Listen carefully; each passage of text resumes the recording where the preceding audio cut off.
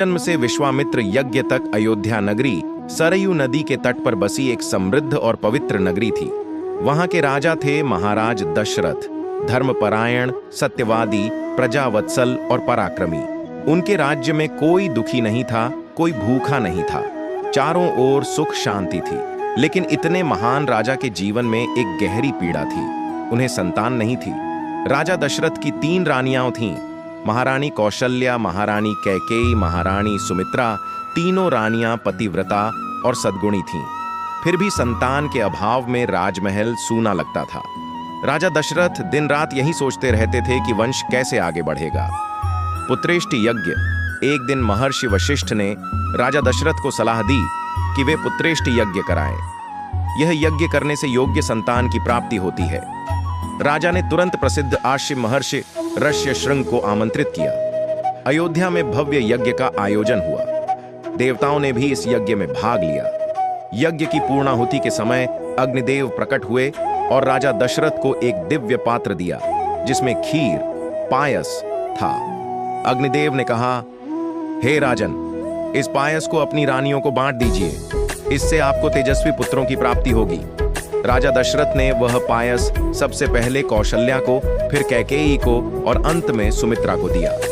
चारों राजकुमारों का जन्म समय आने पर अयोध्या में मंगल ध्वनि गूंज उठी। चैत्र मास की नवमी तिथि को महारानी कौशल्या के गर्भ से जन्मे श्री राम, महारानी कैकेयी के गर्भ से जन्मे भरत, महारानी सुमित्रा के गर्भ से जन्मे लक्ष्मण और शत्रुघ्न, चारों बालक दिव्य तेज से युक्त थे।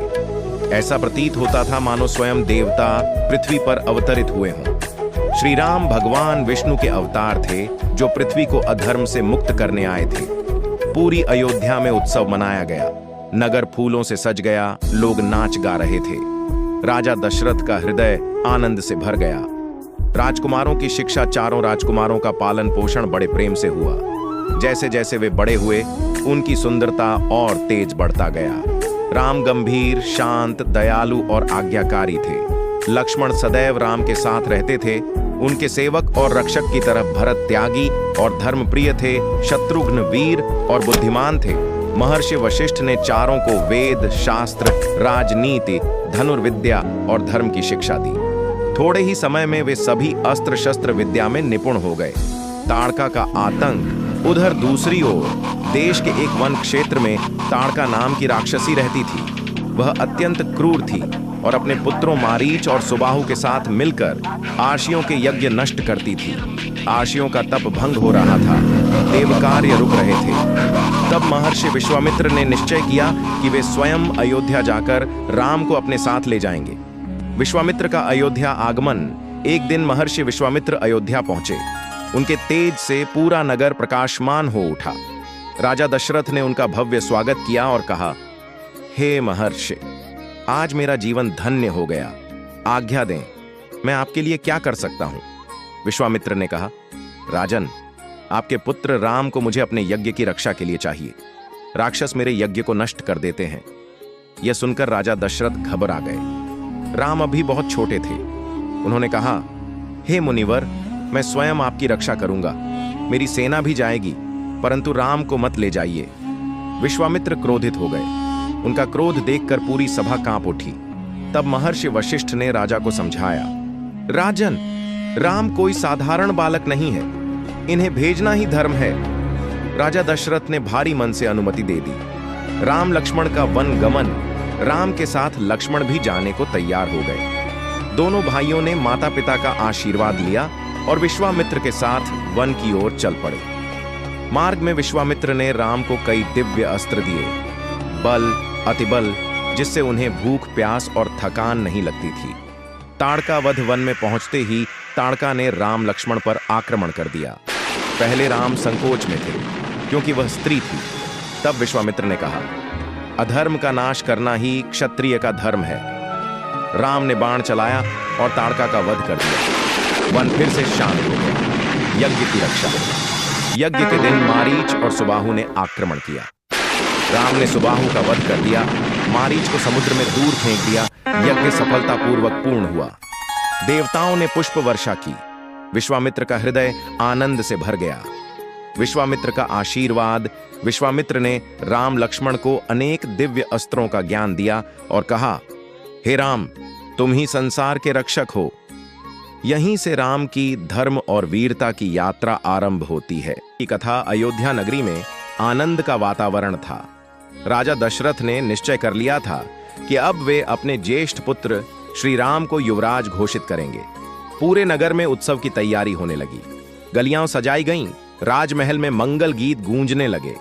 माता कौशल्या हर्ष से भर उठीं और स्वयं श्री राम भी पिता की आज्ञा को धर्म समझकर शांत भाव से स्वीकार कर रहे थे। लेकिन विधि को कुछ और ही मंजूर था। मंथरा की कुटिल बुद्धि महारानी कैकेयी की दासी मंथरा को जब यह समाचार मिला कि राम युवराज बनने वाले हैं, तो वह विचलित हो उठी। उसने कैकेयी को भड़काना शुरू किया। उसने कहा, यदि राम राजा बन गए तो भरत का कोई महत्व नहीं रहेगा। कौशल्या राजमाता बन जाएंगी और तुम दासी बनकर रह जाओगे। कैकेयी पहले तो चुप रही, पर मंथरा की बातों ने उनके मन में भय और ईर्ष्या भर दी। 2 वरदानों की मांग कैकेयी को याद आया कि युद्ध के समय राजा दशरथ ने उन्हें 2 वरदान देने का वचन दिया था। उसी रात कैकेयी कोप भवन में चली गई और राजा दशरथ से वे दोनों वरदान मांग लिए। भरत को अयोध्या का राजा बनाया जाए, राम को 14 वर्षों का वनवास दिया जाए। यह सुनकर राजा दशरथ के पैरों तले जमीन खिसक गई। वे मूर्छित हो गए। उन्होंने कैकेयी से विनती की, रोए, गिड़गिड़ाए, पर कैकेयी का हृदय पत्थर बन चुका था। राम का वनवास स्वीकार जब श्री राम को यह समाचार मिला, तो वे तनिक भी विचलित नहीं हुए। उन्होंने शांत स्वर में कहा, पिता की आज्ञा मेरे लिए सबसे बड़ा धर्म है। माता सीता ने भी कहा, जहां मेरे स्वामी जाएंगे वहीं मेरा स्थान है। लक्ष्मण क्रोध से भर उठे, पर अंत में उन्होंने भी राम के साथ वन जाने का निश्चय किया। माता कौशल्या विलाप करने लगी। राजा दशरथ अपने प्राणों को रोक नहीं पा रहे थे, लेकिन राम ने सबको धैर्य बंधाया। अयोध्या से प्रस्थान, जिस अयोध्या में उत्सव होने वाला था, वहीं अब शोक छा गया। राम, सीता और लक्ष्मण राजवेश त्याग कर वल्कल वस्त्र धारण किए। जब वे नगर से निकले तो पूरी अयोध्या रो पड़ी। लोगों ने कहा, जिस राज्य में राम नहीं, वह राज्य हमें स्वीकार नहीं। राजा दशरथ राम को जाते हुए देखते ही टूट गए। दशरथ का निधन राम के वन जाने के कुछ ही दिनों बाद राजा दशरथ ने पुत्र वियोग में अपने प्राण त्याग दिए।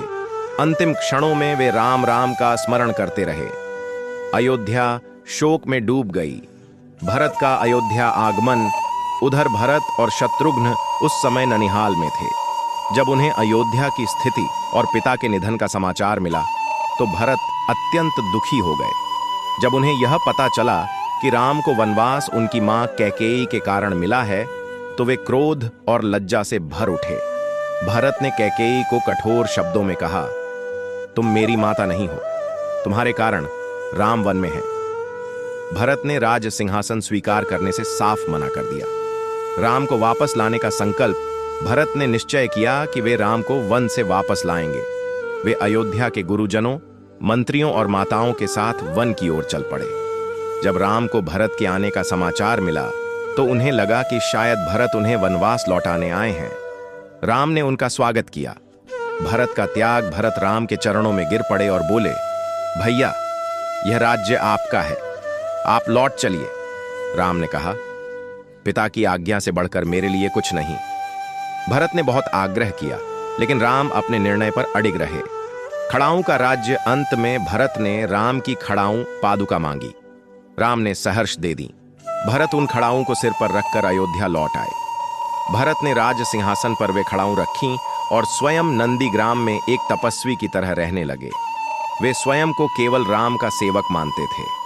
भरत का आदर्श। भरत ने 14 वर्षों तक राजसी सुख त्याग दिए।